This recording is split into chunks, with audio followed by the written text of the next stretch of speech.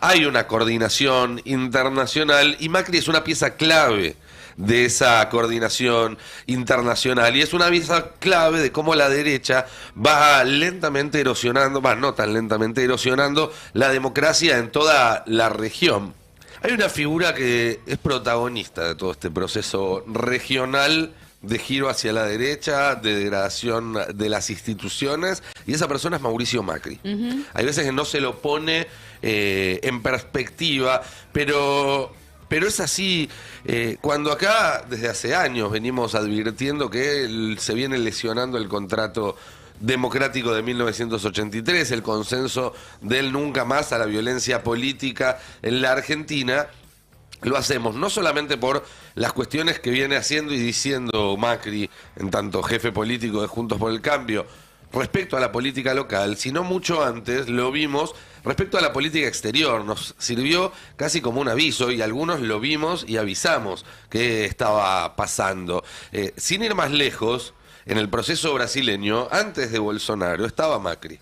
Y se va a Bolsonaro y sigue estando como protagonista de la política argentina. Macri fue el primer presidente en el mundo en reconocer a Michel Temer como presidente legítimo de Brasil, luego de que el Congreso destituyera a Dilma Rousseff en una maniobra de golpe institucional que hoy todo el mundo reconoce como absolutamente ilegítima, aunque en esa época había un montón de analistas y demás progresistas, socialdemócratas que decían no es un golpe, acá se siguieron las reglas de la Constitución. Bueno, parece bastante claro ahora cuál era esa historia. Pero no solo eso, sino que luego esa entente entre Macri y Bolsonaro, sin ir más lejos, fueron los que hicieron posible el golpe de Estado en Bolivia. Sin Macri y sin Bolsonaro no había golpe de Estado en Bolivia. No solamente, como se está investigando, se enviaron desde acá elementos para nutrir a la represión que siguió al golpe, chalecos antibalas, postas para las armas, gases lacrimógenos y demás. También se sabe que Jeanine Áñez viajó varias veces, 8 veces a Brasilia en secreto en los días previos al golpe. Es decir, acá hay una coordinación internacional y Macri es una pieza clave de esa coordinación internacional y es una pieza clave de cómo la derecha va lentamente erosionando, no tan lentamente erosionando la democracia en toda la región. No es casualidad que los diálogos para acelerar el golpe de Estado en Bolivia coincidieron, días más, días menos, con las PASO en la Argentina, en las cuales Macri se anotició que no iba a ser reelecto, que la vía electoral no iba a ser la forma en la cual iba a retener él o volver al poder en la Argentina. Y a partir de ahí empieza a intensificarse este giro hacia más a la derecha de Macri, esta cuestión más desembosada del dirigente que decía no vas a perder nada de lo que tenés, al que ahora dice vamos a hacer lo mismo pero más rápido. Me acuerdo que la primera nota que da Macri como expresidente, un par de semanas después de salir, se la da al hijo tonto de Vargas Llosa, en un medio chileno, y en esa nota él dice dos cosas. Por un lado dice que él espera que el ejército en Venezuela intervenga para derrocar a Maduro porque es un dictador. Lo cual, digo, más allá del debate sobre la caracterización del gobierno venezolano, el consenso en la Argentina en ningún momento hablaba de que a los dictadores había que deponerlos con otro golpe de Estado. Acá la dictadura en el 83 se terminó con elecciones, no con un golpe de Estado. Pero en la misma entrevista decía que en la Argentina el gobierno de Alberto Fernández, un gobierno que llevaba pocas semanas, esto estamos hablando pre-pandemia, era un gobierno de características autoritarias y poco democráticas. Es decir, por un lado tenés un gobierno poco democrático y por otro lado, ¿qué hay que hacer con los gobiernos autoritarios? Según Macri en la misma entrevista, pedirle al ejército que los voltee. Eso también va erosionando el consenso democrático de la misma manera que la negación absoluta de todo el arco opositor de negar que lo que hubo en Bolivia fue un golpe de Estado. Es más, el día de hoy todavía le preguntás a Mauricio Macri y te dice que Jeanine Áñez es una presa política del gobierno boliviano. Hay un video que quiero que veamos de hace unos años, cuando Patricia Bullrich era ministra de Seguridad de la Nación y asumía a Jair Bolsonaro como presidente de Brasil, y la entrevistada le preguntaba a Bullrich si iban a fijarse en lo que pasara en Brasil, si iban a tratar de aprender de Bolsonaro cómo llevar adelante ciertas políticas. Veamos qué es lo que contestaba Patricia Bullrich. ¿Argentina de alguna manera está siguiendo los pasos, ha encontrado un beneficio? ¿Es alumna de Brasil en ese sentido? Pero yo creo que es al revés. Si quieren les puedo leer un trabajito que les ¿Al traje. revés? ¿En qué no entiendo?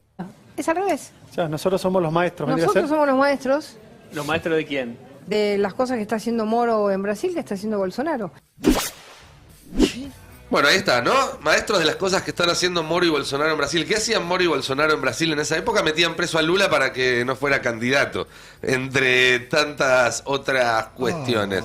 ¿Sí? Cuando hablamos entonces de debilitamiento del consenso democrático, aunque ya creo que debilitamiento le queda chico, desde que le gatillaron en la cabeza a Cristina y la proscribieron, podemos decir que ya no existe el consenso democrático, que hay un sector muy importante de la población de este país que ya no está de acuerdo con el nunca más.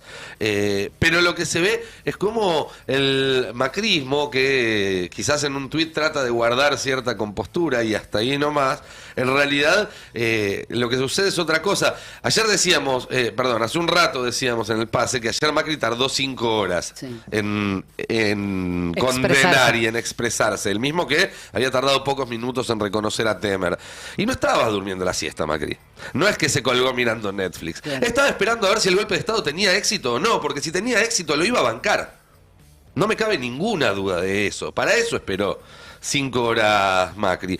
Y hay un diputado del PRO, y con esto termino, que de alguna manera funciona como el inconsciente. El que dice esas cosas que otros no se animan a decir, pero piensan, para ponerlo en términos psicoanalíticos. ¿Se acuerdan? Es Francisco Sánchez, este diputado por Neuquén, que una semana antes de que le dispararan a Cristina Fernández de Kirchner en la cabeza, dijo que Cristina tenía que recibir la pena de muerte. Sí. Por eso digo que un poco dice lo que otros en ese momento no solo estaban pensando, estaban planeando y no decían en voz alta. Y me fui a ver el timeline de Twitter de Sánchez ayer y encontré unos tweets muy llamativos para que pensemos cómo va a seguir esto hacia adelante. Primero la cita de Fernando Cerimeda, un hombre que se presenta como consultor político y experto en marketing digital, que dice: a diferencia de Estados Unidos, la prueba del fraude en Brasil son irrefutables. La gente pide una investigación y que no los metan presos por opinar, no sean cómplices del comunismo por una vez, no lo sean. Esto es lo primero que postea ayer Francisco Sánchez, de alguna manera. Retuitea ese tuit, claro. Sí, y justificando el golpe, digamos, ¿no? Sí, ahí sí, está claro. la voz del inconsciente de lo que no podía decir Macri en el suyo, que lo que sí decía Macri era esta cuestión de, bueno, esto es lo mismo que el kirchnerismo haciendo un juicio a la Corte Suprema. Luego, él retuitea el mensaje de Patricia Bullrich, que es su referente política, demócratas con otros países y autoritarios acá, repitiendo el argumento de Macri de que lo que se está haciendo con la Corte Suprema es el equivalente a un golpe de Estado, lo cual no tiene ningún sentido porque en el último mes Juntos por el Cambio pidió 5 juicios políticos a Alberto Fernández, con lo cual si pedir un juicio político es dar un golpe de Estado, dieron 5 golpes de Estado en el último mes. Y por último, 2 tweets de su propio mano, ¿sí? Que firma el propio Sánchez y que, insisto, este es el inconsciente, es lo que muchos en Juntos por el Cambio piensan y no pueden o no quieren decir.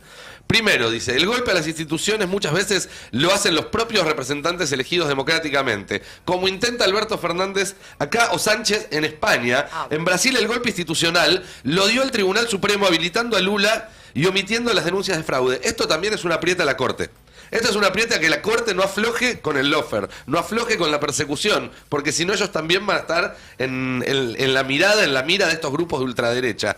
Y por último, para que no quede ninguna duda desde dónde está hablando, qué bueno, dice Francisco Sánchez, que tantos demócratas se preocupen por el orden institucional en Sudamérica. Ahora espero que digan algo sobre la detención ilegal de Yanine Áñez y Luis Fernando Camacho en Bolivia de parte del gobierno democrático de Arce y Evo Morales. Si no lo hacen, es puro cinismo. Es decir, acá los vemos defendiendo abiertamente a los golpistas. Este hombre es el que pidió que maten a Cristina una semana antes de que trataran de matarla.